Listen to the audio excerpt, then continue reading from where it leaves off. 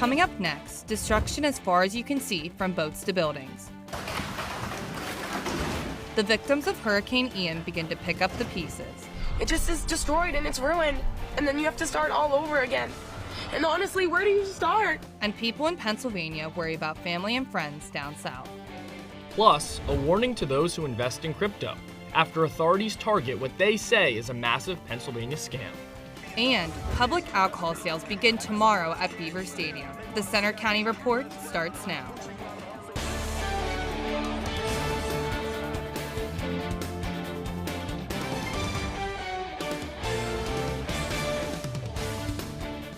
Good afternoon, I'm Michael DeBaton. And I'm Malia Brown. Thanks for joining us for the Center County Report. Our top story. Hurricane Ian is hitting the Carolinas today, and even central Pennsylvania will see some rain from the storm tomorrow.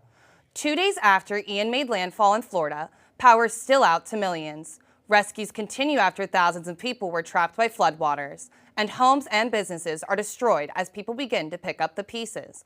So where's the storm right now, and when will it affect us? Let's get right to student meteorologist Caroline Castor with new information. Caroline?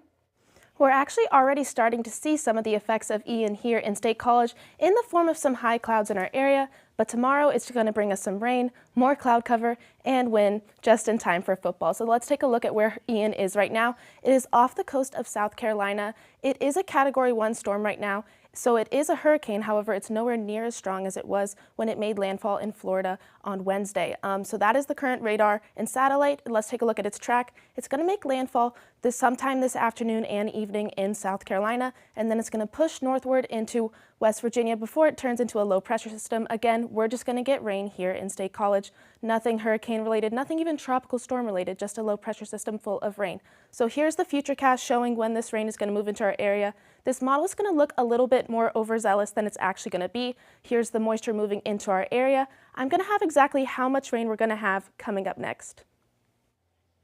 Thanks, Caroline. Lots of people here in central PA are watching, waiting, and wondering how relatives and friends in the path of the storm are doing from Florida to the Carolinas. Reporter Julie Jastrzemski has that story.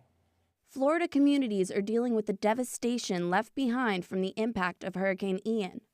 Ian, one of the most powerful storms to ever hit the United States, left more than 2.5 million residents without power. Homes flooded, roofs ripped apart, and some roads blocked from debris and downed power lines. Penn State student Madison Hungerford has family and friends living in Florida. My sister's friend down in Naples, where they got hit like straight on, her car actually got swept away by the storm surge, like it just floated down the street. And I think her apartment was like 3 floors up, and her apartment was flooding because it was the storm surge got so high, it was raining so much. Some of the water got into her apartment. Ian first hit Florida's southwest coast Wednesday afternoon with winds up to 150 miles per hour. Many coastal communities remain under several inches of floodwater. Florida Governor Ron DeSantis says there are likely hundreds of deaths, but no official death toll has been released. Authorities are urging people in areas hit by the storm to avoid going outside until crews can assess the damage. For residents that must go out, use extreme caution. We were getting texts like to evacuate, and then we were getting texts where it's like too late, like if you haven't evacuated yet, like do not move, like you need to stay where you are, like it's gonna hit. President Joe Biden on Thursday declared a major disaster and ordered federal aid to supplement state and local recovery efforts. This could be the deadliest hurricane in Florida's history. The American Red Cross is in Florida helping with relief efforts for those recovering from the damage and offering aid to the millions of Floridians sheltered in place. In Center County, I'm Julie Jastrzemski. And we'll check back with Caroline later in this newscast to find out more about the timing and effects of the storm remnants in central Pennsylvania. Police are looking for a suspect who they believe planted extremist stickers in locations around downtown State College. Surveillance photos captured a young man wearing a flannel and hoodie. Police believe that's their suspect, and they're asking for their public's help in identifying the man in the photos. And the search goes on today for a suspect in a shooting at Kennywood Amusement Park in West Mifflin. 3 people, including 2 teenagers, were hit by gunfire last weekend. A handgun was found near the scene that had been reported stolen in Ohio last year. Detectives don't have any suspects yet. A Pennsylvania company is accused in a huge cryptocurrency scandal.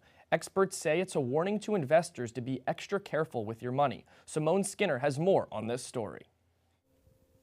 Cryptocurrency has skyrocketed in popularity in recent years. Some data shows as many as 1 in 5 Americans invest in digital currency. Penn State student Josh Merrill is one of them. The technology, and especially the ideas that are presented with cryptocurrency and the economic mechanisms and how everything works, is all super new. And I think that's where the value comes from in cryptocurrency. But there are downsides. Volatile markets have taken a toll on crypto investments. A Pew Research Center study shows almost half of those who put money into it say their investments have done worse than expected. In 2021, we had a similar massive bubble that just finished bursting. So we're sort of on the downward trend right now, which is why I think we're starting to see a lot more fraud come about. There are also scams to worry about. Experts fear investors may have lost millions of dollars to a Philadelphia company that's now accused of massive securities fraud in an alleged Bitcoin Ponzi scheme. They had like an incentive plan for signing up your friends or something like that where you got proportionally higher rewards. So it sounds believable, but underneath it all, I believe from what I've seen so far, it is just sort of a Ponzi scheme. These types of crypto scams have been reported by the Bureau of Consumer Protection over the last 3 years in Pennsylvania. Last year, PA scam losses $3.5 million. This year, losses are already up to $8.2 million. Scammers will approach the victims via social media if they are impersonating a prominent figure. Scammers will also claim to be romantically linked with the victim in order to persuade the victim to transfer money or send cryptocurrency. They may also claim to be an investor who will assist the victim in investing millions of dollars. The State Attorney General Office recommends, before paying someone in crypto, talk to trusted friends and family, an attorney, or an accountant. Take steps on the front end so you don't regret it later. In State College, I'm Simone Skinner for the Center County Report. If you think you're the victim of a crypto scam, report it to your local police and the Securities and Exchange Commission. Parents of 3 girls in the State College School District are suing, alleging Title IX violations. The 126-page lawsuit claims the district is intentionally excluding female athletes. A group of parents sued in federal court, saying their daughters were denied the opportunity to play in the State College Ice Hockey Club, which is run by a parent booster group. The parents want $100,000 in damages. The district denies the allegations. A new era begins tomorrow at Beaver Stadium, general public alcohol sales. Penn State will begin selling beer throughout the stadium during the game against Northwestern. You'll be able to buy beer at 32 spots except near the student section. Fans 21 and older will need to show and scan an ID to get a wristband. You can buy up to 2 cans at one time. The Center County Recycling Authority is offering a new incentive for Penn State football fans to clean up their tailgate spots before hitting the stadium. Fans have a chance to win a $50 Weiss Market gift card after snapping a photo of their Tide bags and litter-free tailgate area, then tagging the authority on one of its social media platforms. For those participating, blue bags are for bottles and cans, and clear bags are for everything else. And they'll be available in the parking lot. Still to come on the Center County Report, more on the rain left from Hurricane Ian. We check our weekend forecast. Plus, a new restaurant opens in downtown State College. Also coming up, when you're away at college, sometimes you just need your mom. See how many women in our area are trying to fill the void for students who need a little help. So, I'm kind of new here, but I've noticed a trend. My human does this funny thing where she goes around and gets all my toys, and then she hides them in that basket by the door. You know, but it's always the same basket, and it's always in the same place. And then she acts so surprised when I find them, but, you know, she's putting them in the same basket. Again. It's like, hello, that's where you put it last time. You were the worst at hide and go seek.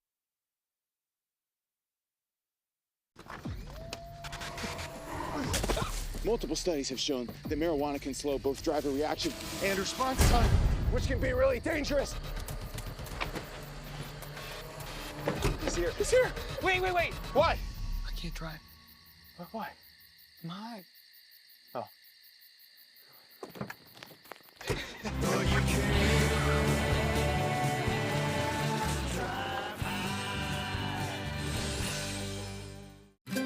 Stream the best of PBS on any device with the PBS Video app.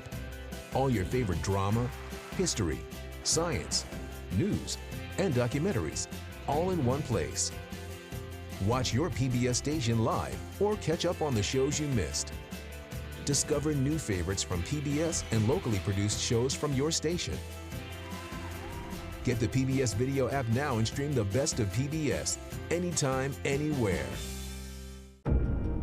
We care about things that affect the lives of every American. We are there at the front lines to get to the heart of what really matters in every issue. This country has not seen this in 80 years. This extraordinary moment in American history. You're making such a huge impact. Trust is at the heart of what we do.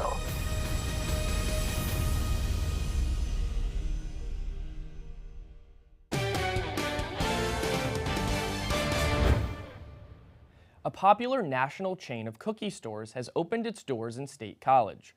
Crumble Cookies is now in the former Joseph A. Bank location on Colonnade Way off North Atherton Street. The company has more than a dozen shops across Pennsylvania. Crumble will offer in-person ordering only for now, but will start delivery and online ordering on October 5th. The shop is open till midnight tonight. And a new restaurant has opened in a familiar spot in State College. A French diner called Egg, Beef, and Bacon opened in the Old Babies location. The owner is best known for comfort food in her DC and New York locations. The diner is serving classic breakfast food, but also French food. They also offer sandwiches like open-faced turkey, fried chicken, and more. Well, sometimes you need home-cooked meals like that, and other times you just need mom. Reporter Serena DeVanzo shows you some local moms helping others. Motherly advice can go a long way in a college student's life, especially when they least expect it.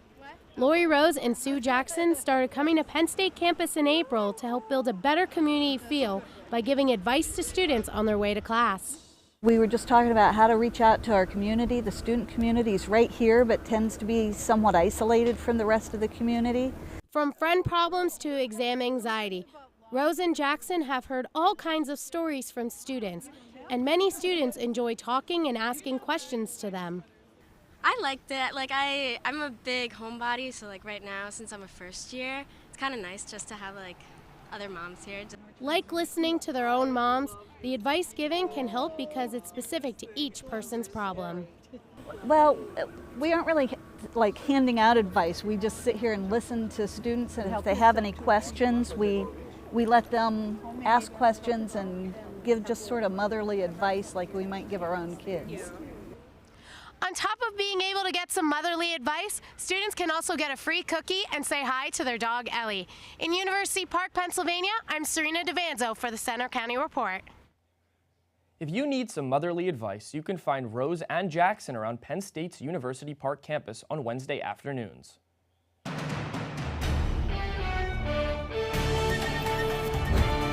I hate to be the bearer of bad news, but rain is in store for this weekend. Right now, however, it's just cloudy outside. You might have noticed we got pretty chilly this morning. We bottomed out at 39 degrees, which is below average for us this time of year. But right now we're sitting at 52. It feels like 52 degrees. That wind's calmed down a little bit compared to this morning. But across the state, overall, sitting in the mid to upper 50s, a little warmer in the cities like Philadelphia sitting at 64, Erie's a little cooler at 56, and Pittsburgh sitting at 54 degrees. Radar and satellite, these are those high clouds from Hurricane Ian that I was talking about. They're pushing into our area. You can see moving towards the north. With it, no rain right now, but don't worry, it will be coming tomorrow. This is Ian. You can see those outer bands are already in Virginia, moving up towards Maryland and our state, and that's going to continue as Ian's going to make landfall in South Carolina today. Not nearly as strong as it was in Florida, but still a Category 1 hurricane with the risk of storm surge there. So here's your Futurecast radar. This is today around noon, just those high clouds in store for us. We're going to warm up a little bit to 61 degrees, and then you can see those clouds or those rain showers are going to start creeping up from the south into our area. This is Friday night, 54 degrees. Moving through the evening, this is overnight, Saturday morning, and then we move through Saturday. This is 1:15. You can see spotty showers. It'll either be hit or miss For the game, I think that it's not going to be any heavy rain, just a bunch of light rain that's going to persist throughout the day, but that's the headlines for this weekend. It's going to be a cloudy start with the Ian remnants in our area, and then rainy for football. We made it this far with no rain for football, but tomorrow against Northwestern, the rain is in store. So for today, 62 degrees. We had a foggy morning, but then overcast skies throughout the day. Tonight, we're going to bottom out at 48 degrees. Showers are possible as you move later on into the overnight hours. Again, those Ian remnants. But then Saturday, your game day forecast, here it is, 57 degrees as a high, increasing clouds as Ian moves in. And then here's your game day forecast. Northwestern, I hope we're going to win. 55 degrees for the tailgates. Luckily, it's a 3:30 game, so we do have a little bit of a later start, and it will be a little warmer than if we started early in the morning. 57 by kickoff, and then fourth quarter, 54, and those showers linger as the game continues. So your 7-day forecast, mostly cloudy today, showers Saturday and Sunday before we dry out for the rest of the week, and Wednesday and Thursday look like they're going to be mostly clear. So again, I'm sorry the forecast tomorrow is crummy, you guys. Well, Caroline, with all that cold rain, looks like I'll be staying inside. How about you, Malia? The rain isn't going to stop me from missing a game day. Austin, what do you have for us at the sports desk? Thanks, guys. Coming up in sports, the Nittany Lions host Northwestern tomorrow. See how the team is preparing for the rest of the Big Ten schedule. Also coming up, we are 1 week away from Penn State men's hockey season. See how Coach Guy Gadowski and the players are hoping to improve this year.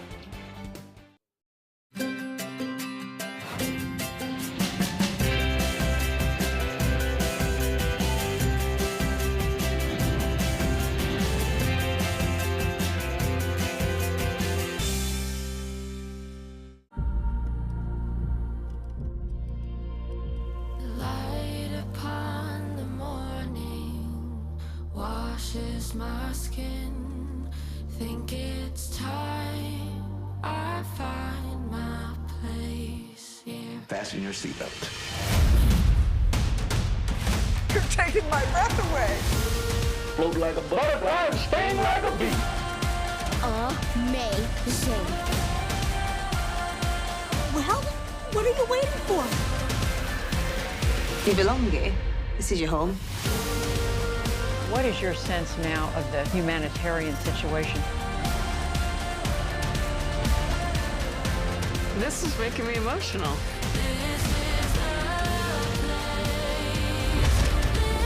This experience I'm going to carry with me the rest of my life. I'll always be so grateful for everything you did for me.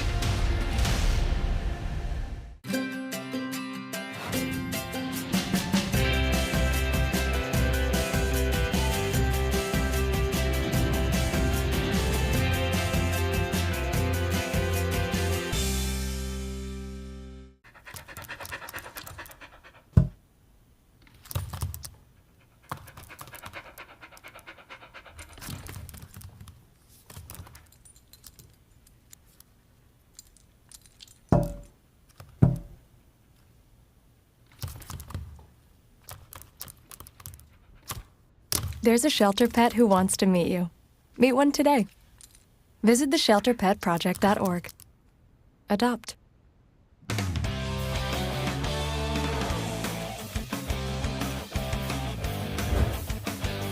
I'm Austin Groff with sports. Penn State football versus Northwestern this weekend. The 4-0 Nittany Lions look to begin a tough stretch with a win. A win over Central Michigan launched Penn State to a number 11 ranking nationally.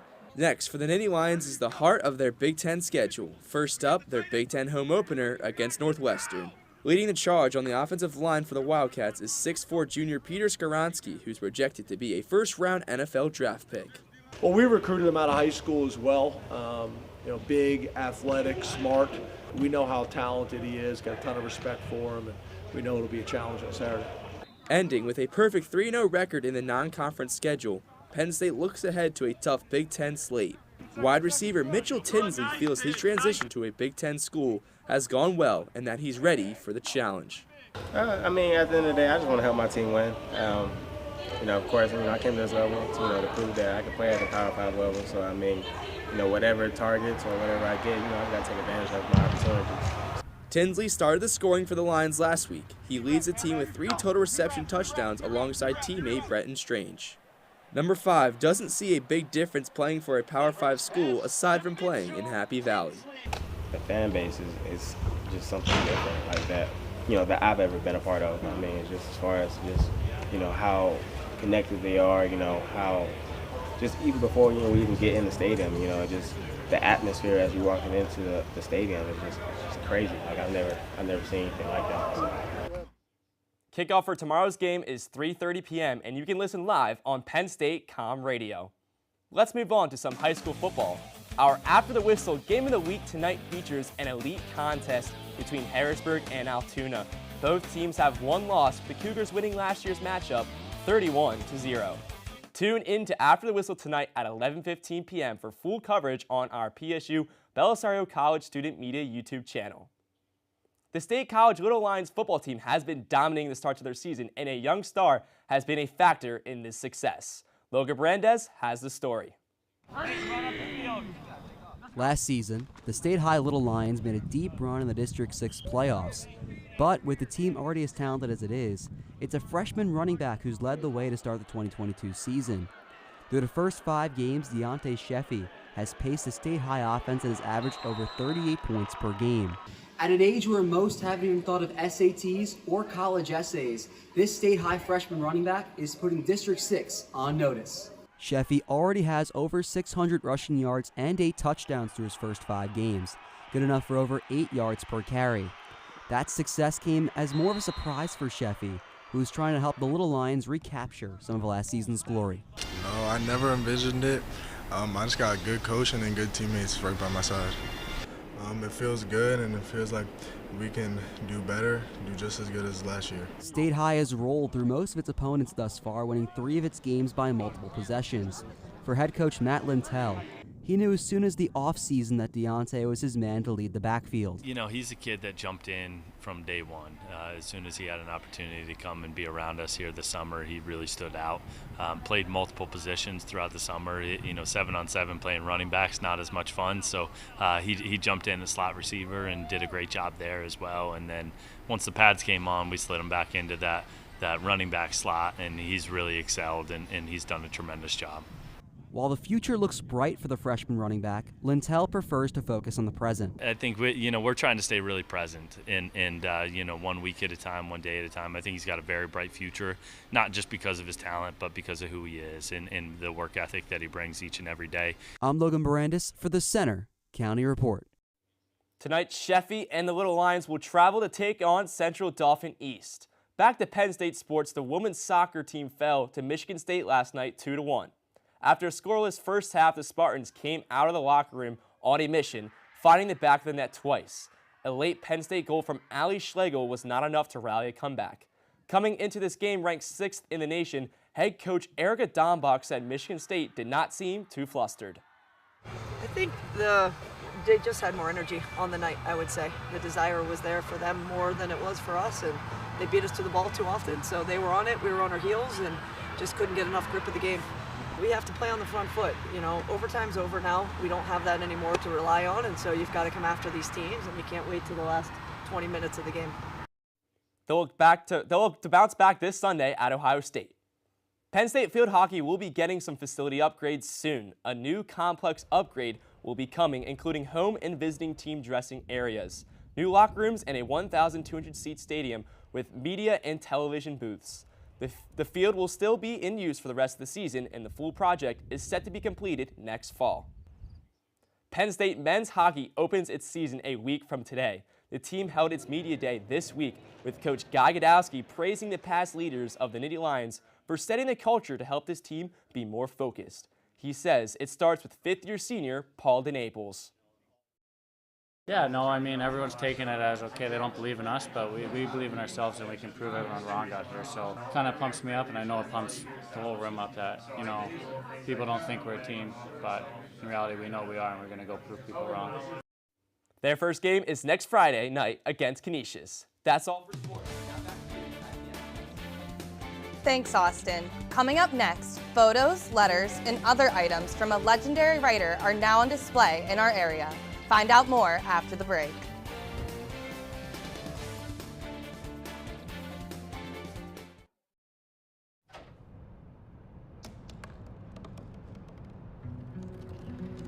They said I couldn't dream. Called me a piece of trash and swore that's all I'd ever be.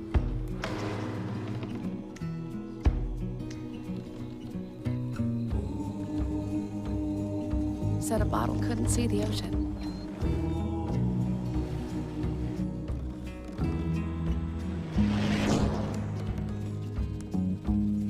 Give up. Go back to the dumpster.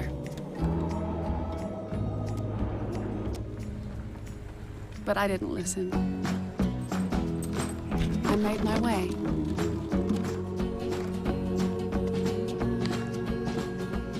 And now, I am what I've always wanted to be.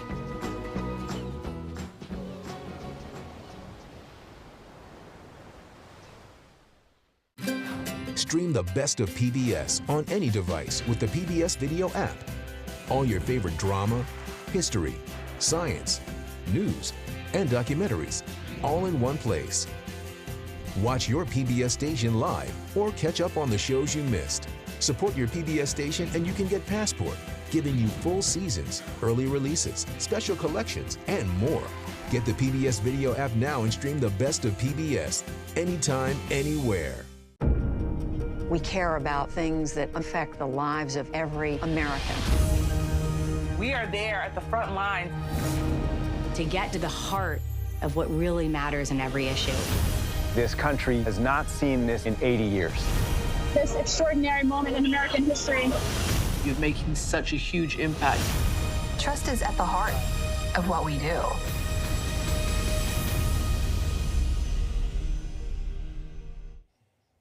The Penn State University Library has acquired a treasure chest of items from legendary writer Ernest Hemingway. The Toby and Betty Bruce collection includes unpublished writings, manuscripts, handwritten letters, and over 1,000 photos of the famous 20th century writer. The New York Times calls the archive the most significant cache of Hemingway materials uncovered in 60 years. Following his death in 1961, the collection spent decades in a storage room above Hemingway's favorite bar in Key West, Florida. Penn State acquired the collection last year. It's housed in the University Library's Eberly Family Special Collections. That's all for today's newscast. We hope you'll join us Tuesday for our next local news update. But you can follow us anytime for breaking news and watch our stories on our Centre County Report social media. You'll find us on Twitter, Facebook, Instagram, YouTube, and our website. Have a good afternoon.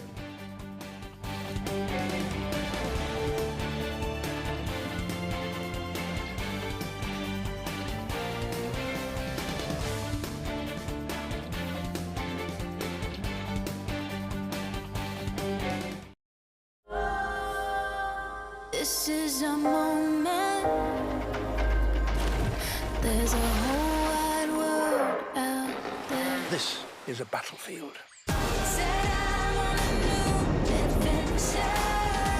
The river is the most important part of nature. Humans have never done this before. So many senses have come alive. We go with what the environment gives us. We are supposed to protect it. It's a real drama, and it's unfolding right in front of you.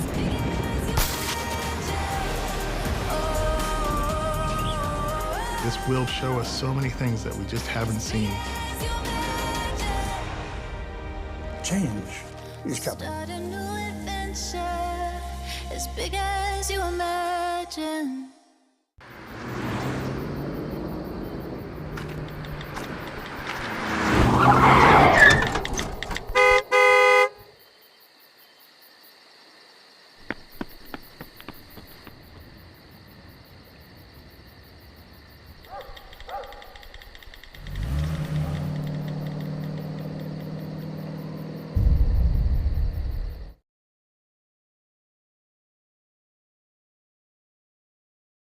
So you see, son, good manners are important. Should I go through it again? Yes. Yes, please. Yes, please. Exactly. Always say please, thank you, you're welcome, excuse me, sit up straight, hold doors open for ladies. If the door's locked, knock first, don't burp, don't swear, don't stare, don't use bad language, or talk with your mouth full, keep your elbows off the table. What table? And don't interrupt. Cover your mouth when you cough or sneeze. On the bus, give your seat up to anybody who has trouble standing. Bottom line, treat others the way you want to be treated. Got it? Got it. Good talk. Most parenting is hard to do in just 2 minutes. But 2 minutes twice a day making sure they brush is easier, and it could help save them from a lifetime of tooth pain.